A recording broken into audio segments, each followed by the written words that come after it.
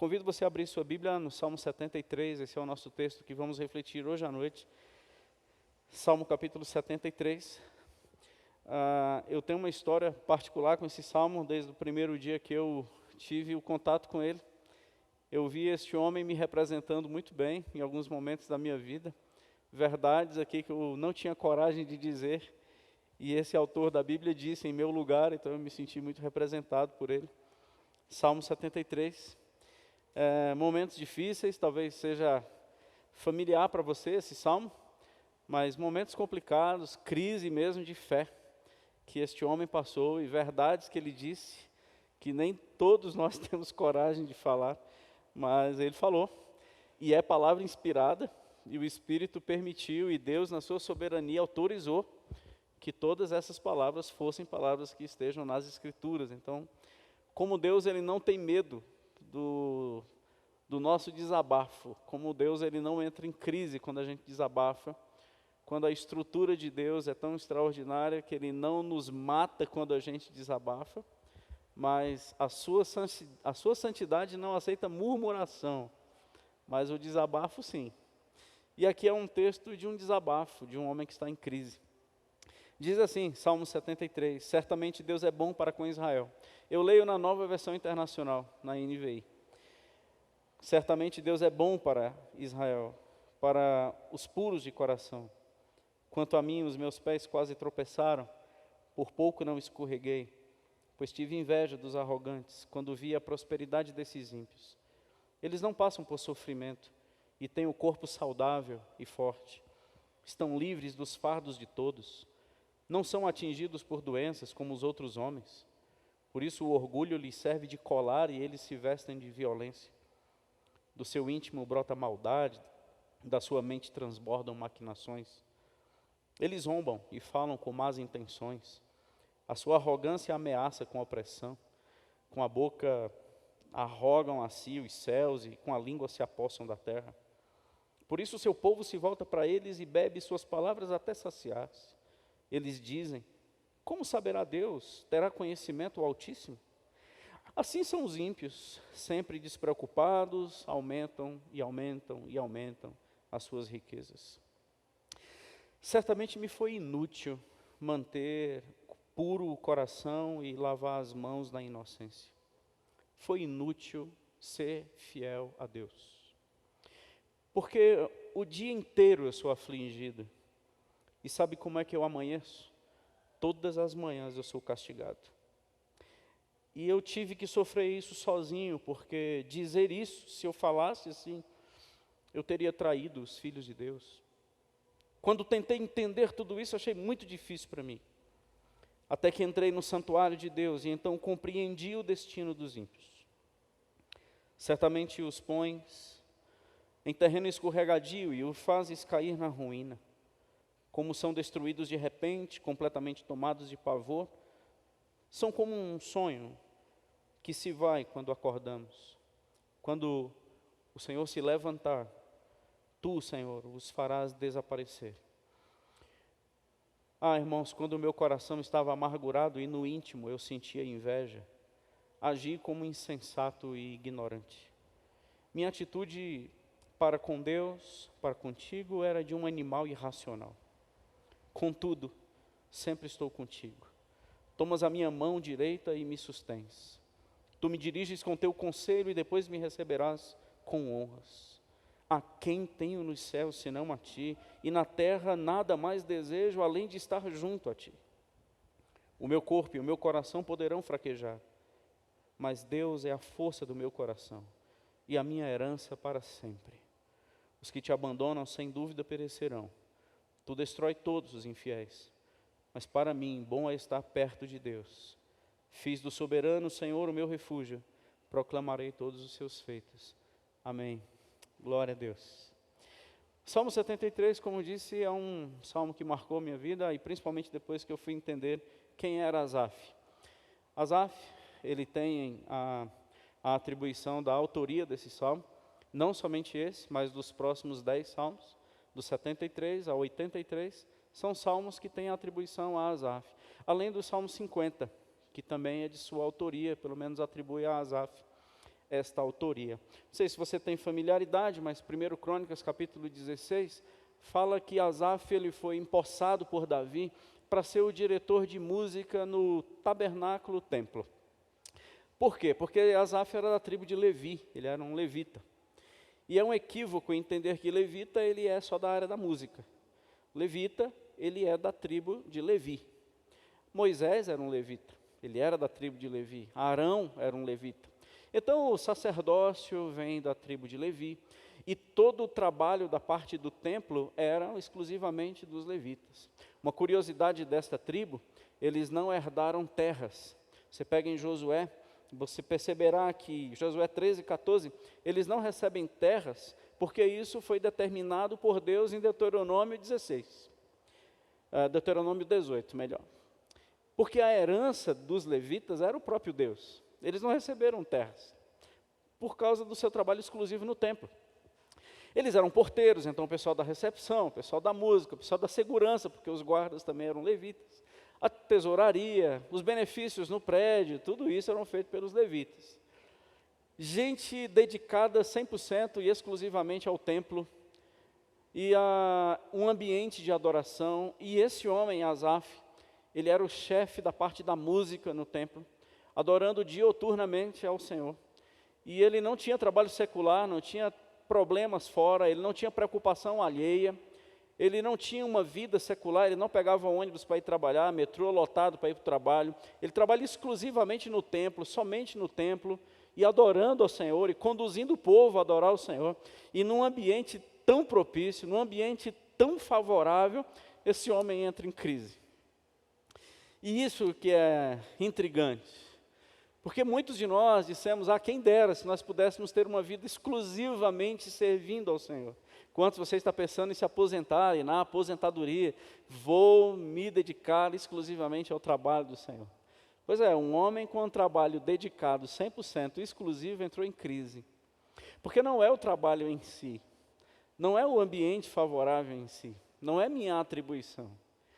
Imaginar que eu, enquanto pastor, e tenho o privilégio, a honra, a misericórdia de ser pastor de tempo integral, eu ter simplesmente, por ser pastor de tempo integral, a prerrogativa de que eu não entre em crise. Jamais. E Asaf, nesse texto inspirado, ele expressa coisas aqui que muitos de nós já pensamos e sentimos, e tivemos vontade de dizer isso para o Senhor, mas não tivemos coragem. E este homem fala. Então, assim, teve uma época que as nossas igrejas, não sei se ainda é, porque eu estou meio desconectado do que está acontecendo aí no mundo gospel, eles tinham uma força muito grande de testemunho, ex isso, ex aquilo, ex bruxo, ex cantor de samba, ex integrante de banda, essas coisas, lotava a igreja em busca de ouvir testemunhos. E hoje a gente está ouvindo um testemunho aqui, deste homem, que registra o seu testemunho, e compartilha conosco o seu coração e uma faixa da sua vida com a gente. E a gente vai ter Asaf hoje como nosso convidado, e ouvirmos o seu testemunho, e aqui tirarmos ensino da parte de Deus para as nossas vidas. Quando é que a vida com Deus perde o sentido? Como um homem desse, que trabalha exclusivamente no templo, por que Deus perdeu o sentido?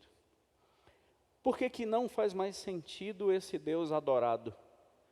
Por que é inútil conservar o coração puro? Por que um homem nesse estado, quem ele é, chuta o pau da barraca? Por que desistir? E no testemunho dele dá para a gente entender algumas coisas, e espero, em nome de Jesus, que seja uma bênção para nós. E eu gosto de fazer perguntas ao texto, e eu quero fazer algumas perguntas ao Asaf. Quero fazer algumas perguntas a esse texto. E a primeira pergunta que eu faço é assim: Asaf, você perdeu totalmente Deus de vista? Essas crises que a gente passa na fé, desistir de andar com Deus e Deus perdeu o sentido. A gente perde Deus de vista? A gente não consegue mais enxergar o Senhor na nossa história? A resposta de Asaf talvez fosse não. Deus é bom.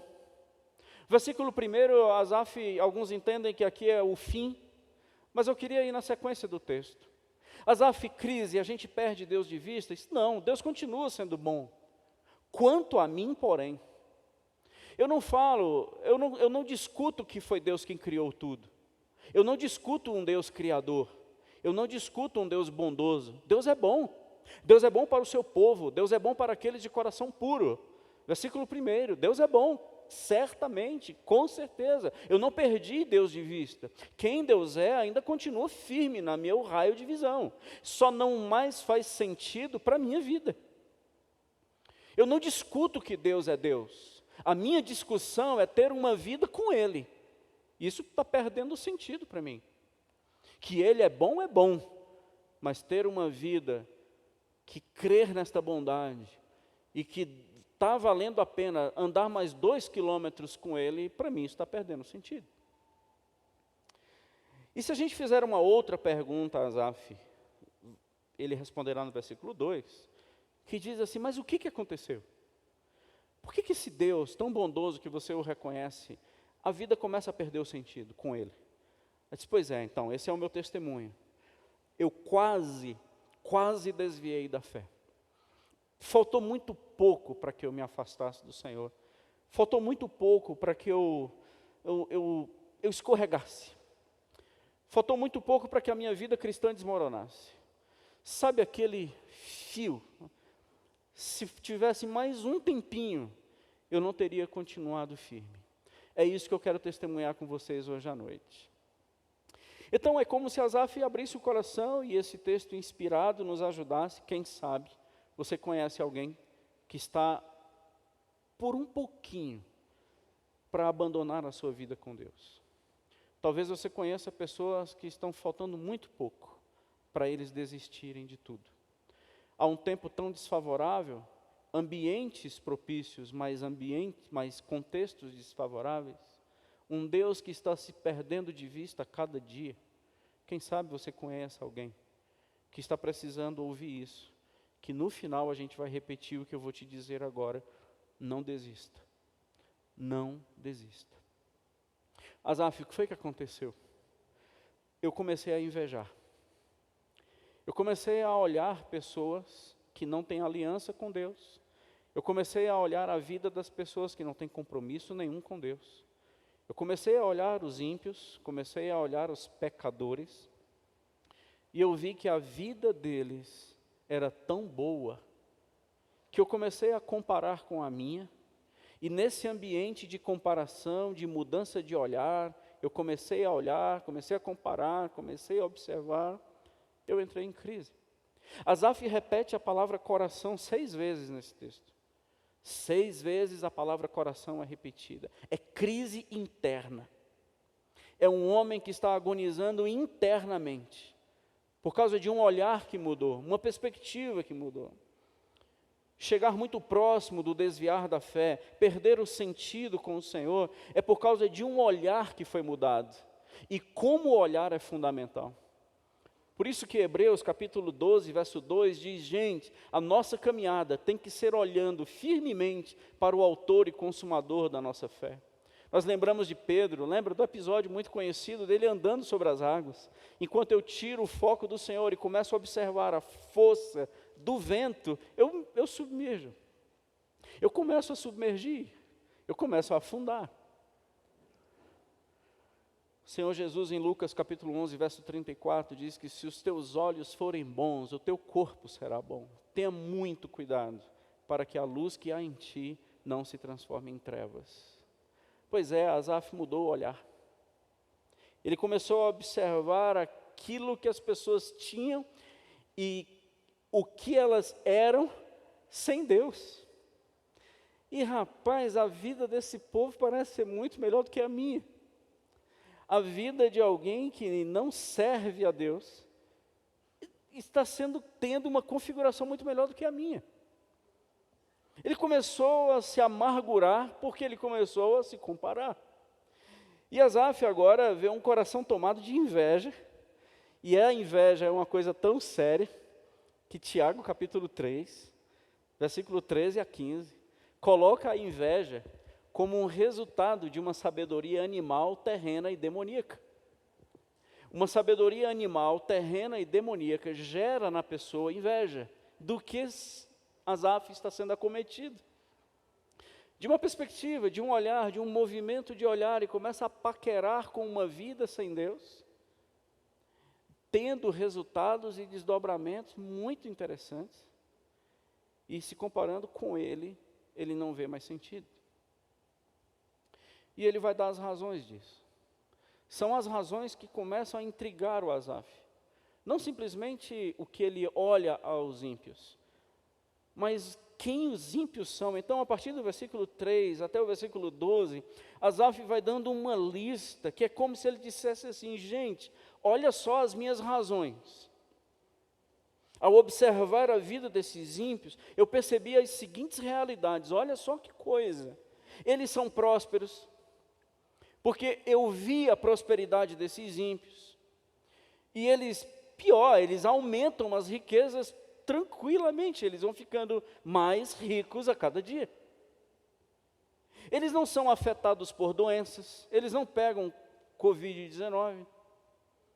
Os ímpios, eles não ficam doentes. Eles não passam pelas canseiras físicas, eles não passam por sofrimentos iguais a todo mundo. Para onde a gente olha, vê sofrimento, mas quando eu olhei para os ímpios, e é claro que não são todos os ímpios que Asaf deve ter visto, ele viu alguns, para chamar de todos, e geralmente quem tem crise, está em crise, alguns são todos e poucos não são ninguém.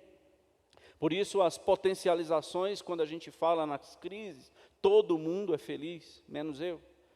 Isso é uma frase de quem está em profunda crise, porque não é verdade, todo mundo não é feliz. Mas quem está em crise diz isso. Ninguém me percebe, todo mundo me abandonou. Isso às vezes é frase de pessoas que não estão bem.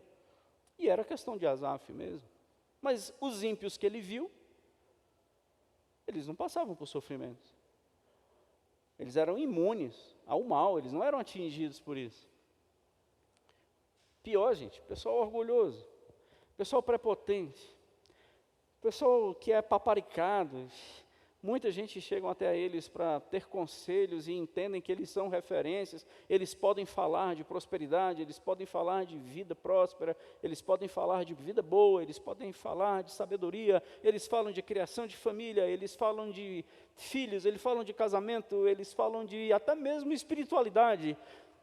E essa galera vão sendo assim, tomados como celebridades. Eles são maus, eles são opressores, eles são maquinadores, e o pior também, eles são blasfemos, porque eles desandam a boca contra Deus e contra os céus. E sabe o que foi amargurando dentro de mim? É ver que Deus não fazia nada. É assim, como pode Deus não agir? Então, esta vida que tem isso tudo como resultado, sem aliança com Deus, então para mim é muito melhor, eu estou tendo uma configuração diferente, de que agora, esta vida é a vida que eu estou desejando. Eu estou invejando esse tipo de vida, que não tem Deus e não precisa de Deus, não há necessidade de Deus para a gente viver bem. Parece que, para vocês me entenderem, diz o Asaf, quer ver como não faz sentido? Aí vai do 13 ao 16. Do verso 13 a 16, é como se Asaf dissesse, sabe por que é inútil?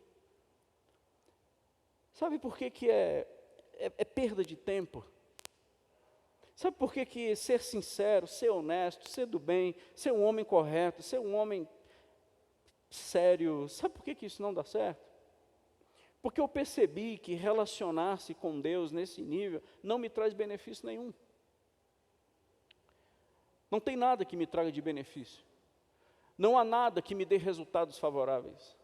Não tem nada que tenha para mim lógica de servir a esse Deus, porque, cara, a sensação é de estar perdendo a vida e ser um idiota. Porque tem um vidão lá fora correndo, tem uma vida lá fora que eu estou perdendo, amigos que eu estou vendo sorriso nos olhos deles, alegria nos seus olhos, sorriso nos seus lábios. É inútil ser dizimista, é inútil casar virgem, é inútil ter uma vida séria, é um inútil honrar pai e mãe, é inútil estar em igreja, é uma perda de tempo estar em culto, é uma perda de tempo servir ao Senhor, é uma perda de tempo ir para missões, fazer missões, evangelizar, é uma perda de tempo, porque isso não tem resultado. Eu vou te dizer por quê, olha só. Porque sabe, as minhas aflições são diárias. Porque de contínuo eu sou afligido. Versículo 14. E sabe o que que me acorda toda manhã? Sabe com o que eu sou acordado? Não é com despertador, é com castigo. A cada manhã eu sou castigado. Eu não acordo com despertador, eu acordo com dor. É a dor que me acorda. É uma doença que eu tenho. É uma dificuldade física que eu tenho. É uma dor que eu carrego. E é isso que me acorda toda manhã. E sabe o que é que acontece no meu dia? Aflição. E sabe quem eu sou? Um homem que sirvo a Deus. Eu sofro sozinho também. Eu sou uma pessoa extremamente só. Porque eu nem falar isso eu posso. Versículo 16, Asaf diz, eu achei tão pesado isso para mim, que basta o peso de eu não compreender. Porque eu até tentei. Eu confesso, como ele fala aqui no versículo 16, eu até tentei entender. Eu até busquei o entendimento, até procurei saber como é que se encaixa. Por que que pessoas que não servem ao Senhor se dão bem e por que que pessoas que são fiéis ao Senhor se dão mal? Isso não é uma discussão nova. Vários autores também tocaram nesse ponto. E Asaf, ele tem esse compartilhar de que isso foi pesado demais. E eu tive que sofrer só, companheiro, porque apesar de, sei lá, se Asaf estava dirigindo o canto nessa época, estava sendo um músico nessa época, estava tendo que oficiar nessa época, conduzir o povo a adorar a um Deus que para ele não fazia sentido. E ele achou muito pesada essa tarefa, e sabe o que ele fala? Se eu não podia dizer nada. Era crise em silêncio. Porque se eu falasse quem eu sou, representando o que eu represento, e esse tanto de gente me vendo como referência, e eu dizer que eu não vejo sentido em adorar a Deus e continuar com a vida alinhada com Deus, eu desandaria a geração dos filhos de Deus. Eu sei que a minha representação no meio do povo do Senhor é tão significativa que eu nem posso falar tudo que eu sinto. Às vezes você não pode falar tudo que você sente. Porque se você falar, você vai decepcionar seus pais. Se você falar, você pode levar o seu cônjuge a um desespero. Às vezes você está em crise e não pode falar. Pois é, esse texto te entende. Esse texto diz que, de fato, nós passamos crises e crises solitárias. A depressão que não permite a gente compartilhar. A angústia que não permite a gente dividir com ninguém.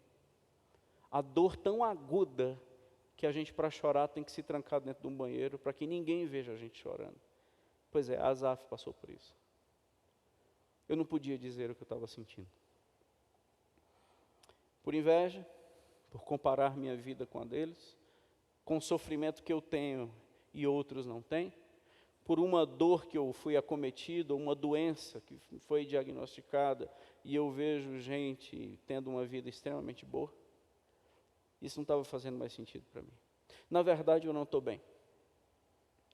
Na verdade, é um peso em tentar compreender, eu já achei pesado demais. Parece que é como se Deus não tivesse cumprido o papel dele.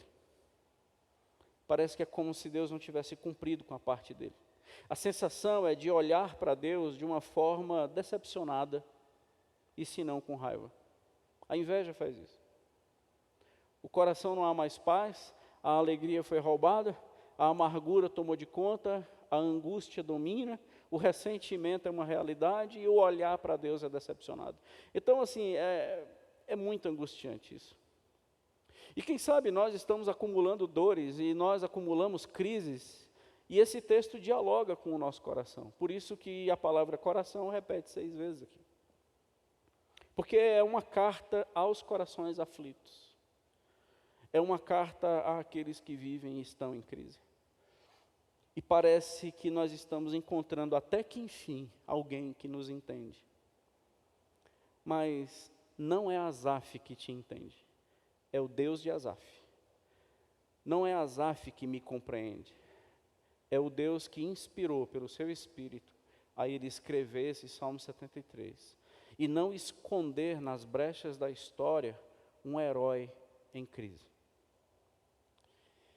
A inveja que Asaf está testemunhando é uma realidade de qualquer pessoa que pretenda ter um relacionamento com Deus mediante meritocracia. Vou repetir. Qualquer relacionamento com Deus que a gente comece a pender para o lado de o que eu mereço, nós vamos entrar em crise. Vou repetir. Se você está num relacionamento com Deus e o seu coração sempre pende para o que eu mereço por estar me relacionando com Deus, você está prestes a se desviar. Vai ser um testemunho do Salmo 73 na sua vida, na minha vida, na vida de qualquer um, que tenha um relacionamento com Deus na expectativa da recompensa. Isso não vai dar certo. A Bíblia não nos aponta para esse caminho. Então sempre, quando eu tenho um relacionamento com Deus, nas entrelinhas, ou no contrato que eu fiz com Ele, só eu assinei, que Ele ia cumprir a parte dele de me abençoar. Mas define bênção. O que é bênção? Então, na verdade, uma pessoa injustiçada não permite que na vida haja um Deus adorado. Eu, injustiçado, não permite um Deus adorado. Não permite. Então, eu não adoro a um Deus que não cumpriu a sua palavra. Não faz mais sentido andar com Ele. É muito melhor ter uma vida desconectada com Deus, porque, na verdade, eu não sei por que eu estou sendo tão fiel a Deus e volto à lista, afligido todo dia, a cada manhã castigado, enfermo, doente, passando dificuldades. Enquanto os ímpios prosperam, isso não faz sentido. Se a gente fizer essa pergunta então para Asaf, né? Já que a gente está nessa linha de perguntá-lo, se a gente falasse assim para ele, irmãozão, como foi que você saiu dessa? O que foi que aconteceu na tua vida? Como foi a virada? Por que você não desandou, cara? Por que esse pouco faltou não foi consumado? O que foi que aconteceu? Porque você estava prestes a desviar. Um estado de coração desse aqui é quase que irreversível. Um estado desse daqui é quase que sem jeito. Na verdade, Asaf, olhando isso aqui, se parasse aqui, a gente entenderia que você já estava desviado, você que não sabia. Mas o que foi que aconteceu? Como foi que isso resolveu? Porque muitos de nós precisamos entender isso também, Asaf. Porque muitos de nós estamos numa situação parecida, não é porque a gente inveja ímpios, não é que a gente queria o dinheiro de alguém, é que nós não queríamos estar na situação que nós estamos. Não é justo eu ter perdido um ente querido e pessoas que não servem ao Senhor estão com suas famílias saudáveis. Na verdade, eu tenho crise, e a crise que eu tenho, eu não posso falar, não é necessariamente porque eu queria dinheiro. Eu queria um contexto favorável, tanto quanto aqueles que não servem ao Senhor possuem. E eu não estou encontrando nexo com isso. É choro todo dia ou o dia todo. Então, Asaf, me ajuda. Como foi que você saiu dessa? E Asaf vai dizer, um dia, versículo 17, um dia, eu tomei um movimento na minha vida, que eu disse com esse movimento, que eu não iria permitir que a minha crise me aprisionasse.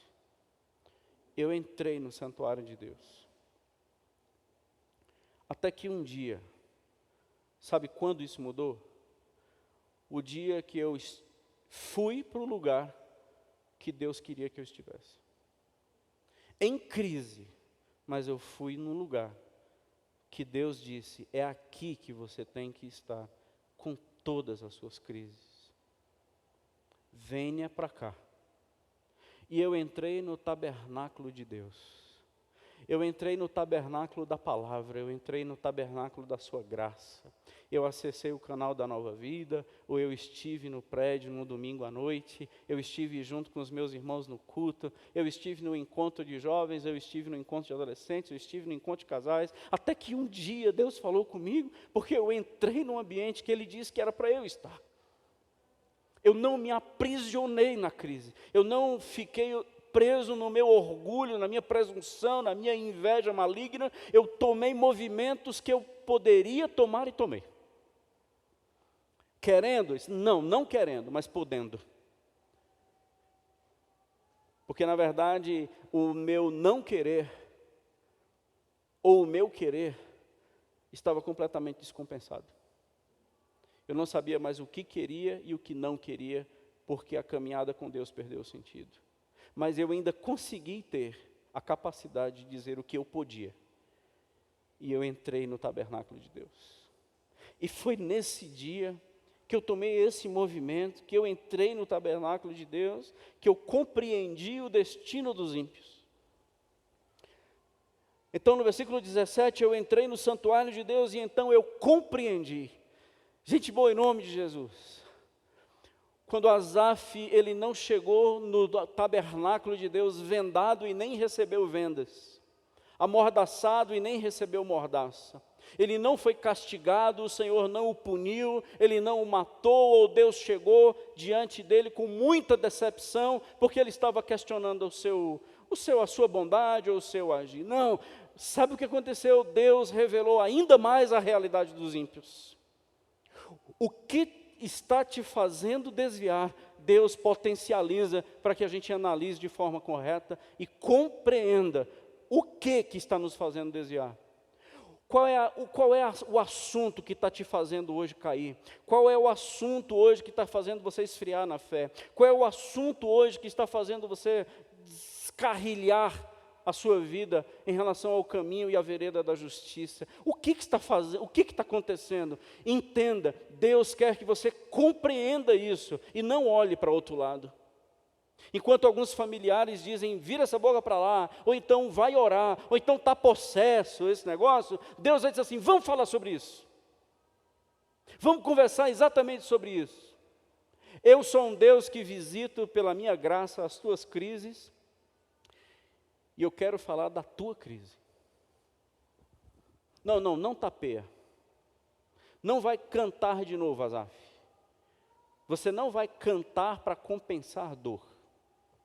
Você não vai dirigir cântico mais no meu templo para fugir da tua crise. Vamos falar da crise. Qual é o assunto? Eu invejo os ímpios. Então vamos falar disso. Então é extraordinário, porque agora Asaf ele não consegue mais continuar do jeito que está, porque ele tomou uma decisão de entrar num ambiente onde Deus tem como tabernáculo a sua palavra, e aí ele vai compreender não o texto bíblico, mas vai olhar o fim dos ímpios. E Deus revela para este homem seguinte, Asaf, eles vão cair daqui a pouco. Versículo 18, eles estão andando em lugares escorregadios e a queda deles é iminente e daqui a pouco eles caem. Eles serão destruídos. Eles serão tomados de pavor. O pavor será a herança deles. Sabe o que você está vendo, Asaf? É um sonho. Porque todo mundo que usufrui esse tipo de coisa que você está invejando, na verdade você está invejando um sonho. Porque quando eu me levantar, eu vou trazer a realidade à tona.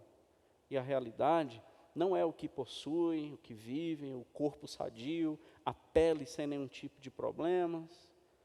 Não, a realidade é quando eu me levantar, só ficarão os justos na minha frente, porque todos os outros serão destruídos. Mas você decide, Asaf, a vida comigo não é somente uma questão agora, na tua crise. Assim também como a vida de ímpios, não é somente agora o que eles usufruem. Honestamente, meu irmão, minha irmã, Deus nos leva a olhar para o fim da trajetória. Deus nos leva a olhar para a linha de chegada. Quem dirá, combati o bom combate, completei a carreira, guardei a fé. É isso aqui que vai valer a pena. Não são os momentos de usufruir coisas, mas é uma linha de chegada na qual o Senhor me espera. E dirá, servo bom e fiel, entra no gozo do teu Senhor. É esta frase que vai valer a pena, Asaf. Mas se você quiser trocar isso por um carrinho novo, por essas baboseiras que o mundo está te seduzindo, eu só queria hoje te dizer, na tua crise, que não é uma questão de agora, é uma questão de fim. E o fim vai ser determinado pela decisão que você tomar agora. Então, na verdade, Asaf, por causa desta revelação, porque, na verdade, o versículo 17 é a grande revelação que Asaf teve, ele agora começa a dizer como é que ele foi curado. É uma caminhada de cura, e agora é um processo. Então ele diz assim, bom, eu entendi, cara. Então eu entendi. Na verdade, o que eu estava precisando não é que os ímpios ficassem pobres, os pecadores doentes e os miseráveis malditos, blasfemos, morressem. Eu não precisava, na verdade, ver uma quebradeira geral para que eu me sentisse bem. Isso é horroroso.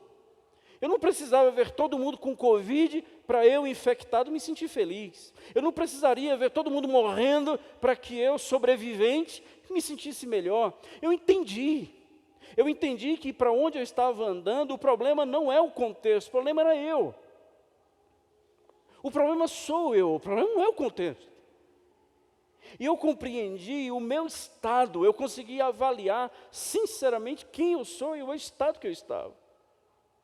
Então, enquanto eu estava querendo que pessoas perdessem o que eles tinham, ou eu tivesse o que eles tinham, na verdade, o meu estado era de um animal irracional. Na verdade, o que eu estava era num estado de ignorância tão grande. Porque quando eu estava amargurado de coração, no versículo 21, no íntimo eu sentia uma inveja, o Senhor me dá agora um diagnóstico do meu estado. E a cura começa dando o diagnóstico correto. Você era um insensato, um ignorante, e a tua atitude para com Deus era de um animal irracional. Então a cura começa assim, fala a verdade sobre quem você é. Porque essa tua inveja é de um animal irracional, movido por um instinto de ter e de possuir, e não uma convicção de quem você é. Então, a cura, quando você compreende, entrou no ambiente da palavra, no tabernáculo da palavra, e agora eu compreendo o fim deles, eu começo agora a entender quem eu sou. E como eu posso ter invejado algo que está tão longe, mas tão longe, mas tão longe, mas tão longe do que Deus tem para mim. Então, fala a verdade sobre o teu coração. A cura que Deus nos proporciona faz a gente avaliar a nós mesmos. Quantos de nós fugimos e não gostamos que pessoas nos critiquem? Pois é, interessante, né? Deus leva a gente a um local onde a gente vai se criticar. E não precisa que ninguém diga onde eu estou errando. É muito ruim eu não ter a capacidade de avaliar a mim mesmo. A verdade, até um precedente da ceia é que o homem seja capaz de julgar a si mesmo para participar. E não que o outro me julgue. Como é terrível alguém que tem que me exortar pela incapacidade de fazer avaliações sinceras sobre mim. Eu, enquanto cônjuge, eu não estou passando de um animal. Eu, enquanto uma pessoa na minha família, eu estou sendo irracional. E eu, enquanto Deus, eu não deixo de ser uma pessoa ignorante. Que como pode o meu coração ter chegado nesse nível? Volta a fita, gente boa. Quem era Asaf? Um homem em todos os ambientes favoráveis. Sabe o que eu compreendi? Depois de saber quem eu sou, depois de saber o meu estado, a minha situação, eu compreendi quem eu sou. E sabe quem eu sou? Eu voltei ao meu habitat natural. Eu voltei agora a ser um homem restaurado em Deus. E ele começa a falar contudo, versículo 23, contudo, mudou a história. Eu compreendi o fim dos ímpios, eu compreendi o meu estado, como eu posso ter chegado nesse nível. E sabe qual foi a minha outra compreensão? Eu compreendi que eu sou seguro pelo Senhor. Eu compreendi que eu estou contigo. Eu compreendi que eu estou contigo. Eu compreendi que eu sou sustentado por ti todo dia. Não é que eu sou afligido todo dia, eu sou sustentado todo dia pela tua destra fiel. Todo dia o Senhor sustenta com a minha mão direita, o Senhor me sustenta todo dia. Eu compreendi isso de novo, eu fui restaurado, eu voltei ao local da adoração. Eu sei que eu sou pastoreado a partir de agora, porque o Senhor é aquele que me dirige com o seu conselho. E eu sei que a sua esperança no meu coração brotou de uma forma irremovível agora, porque eu sei que depois que essa trajetória acabar, o Senhor me receberás na glória. Eu terei a glória como herança, eu receberei a honra, eu receberei a glória, porque valeu a pena ser fiel ao Senhor. Eu sou seguro por ti, eu sou sustentado por ti, eu sou pastoreado por ti, e eu sou cheio de esperança em ti, porque eu tomei um movimento de entrar no local onde a palavra é tabernaculada. Entrei no momento onde a palavra é o tabernáculo, eu entrei no local onde a palavra é revelada, onde Deus é adorado e a verdade é manifestada. Então eu compreendi o fim, e ao compreender o fim, eu entendo que todo o trajeto vale a pena. E aí eu fui restaurado em quem eu sou. Não se sentir seguro em Deus, mas querer segurança naquilo que os ímpios têm por segurança. Não se sentir sustentado por Deus, por entender que o que sustenta é aquilo que os ímpios têm no seu bolso. Não ser pastoreado por Deus, mas ser conduzido pelos seus próprios desejos e ímpetos e confusões. Não ter esperança nenhuma, a não ser ter coisas que a traça pode roer e o ladrão pode roubar. É realmente um estado de dor. O que Asaf compreende também é que ele tem tudo que ele precisa. É que ele tem absolutamente tudo, porque no versículo 25 diz: a quem tenho nos céus senão a ti? E na terra nada mais deseja, além de estar junto a ti. Seja nos céus, ou seja na terra, eu já tenho tudo que eu preciso. O Senhor é o meu tudo. Meus irmãos, será se nós não precisamos fazer essa declaração hoje à noite? Tudo que eu preciso está em ti. Tu és absolutamente tudo, em céu ou em terra. O Senhor é tudo na minha vida. O Senhor é suficiente. O Senhor é início, meio e fim. O Senhor é alfa e ômega. O Senhor é tudo na minha vida. Não seria essa a declaração de absoluta cura? Porque o que vier, o que agregar, o que acrescentar e o que perder, isso não altera mais quem eu sou. Eu não preciso mais paquerar com o que os outros têm, eu não preciso mais desejar o que os outros possuem, e eu não preciso mais intencionar ser quem o outro é, eu não preciso ser mais imitação de ninguém, eu não preciso mais me comparar com ninguém. O Senhor me torna uma pessoa incomparável. E agora, há um brado dizendo: olha, eu cheguei a uma conclusão, porque ainda que o meu corpo, versículo 26, e o meu coração fraquejem, ainda que eu vá chegando a níveis na minha vida que o meu coração vai parando de bater, parando de bater, parando de bater, ainda que o meu corpo entre em estado de colapso, ainda que os meus órgãos cheguem a ter falências múltiplas, Ainda que o corpo fraqueje, o coração fraqueje, Deus é a fortaleza do meu coração e a minha herança para todo sempre. Então o que eu espero, os meus desejos mais fortes e mais intensos foram curados. Porque eu não estou mais como um sobrevivente, um agonizante para não morrer. E a gente vai falar isso mais uma vez, para que o Senhor encha o nosso coração de esperança. Nós somos um povo que anseia por um belo encontro. E nós vamos voltar para casa, e nós vamos rever o nosso Senhor. E agora Ele é a minha herança para todo sempre. Entendeu, levita, por que você não ganhou terra? Porque eu sou a tua herança. E agora um levita está entendendo isso na prática, porque até então ele sabia na teoria, até então ele sabia no rito, no ambiente litúrgico, mas agora em crise Deus se revela com ele o graça e cura. Deus é a minha herança para todo sempre. Então eu não preciso do lote, eu não preciso do terreno, eu não preciso do imóvel, porque eu já tenho o meu Senhor como herança para todo sempre. Para encerrar, ele tem uma compreensão do que é bom.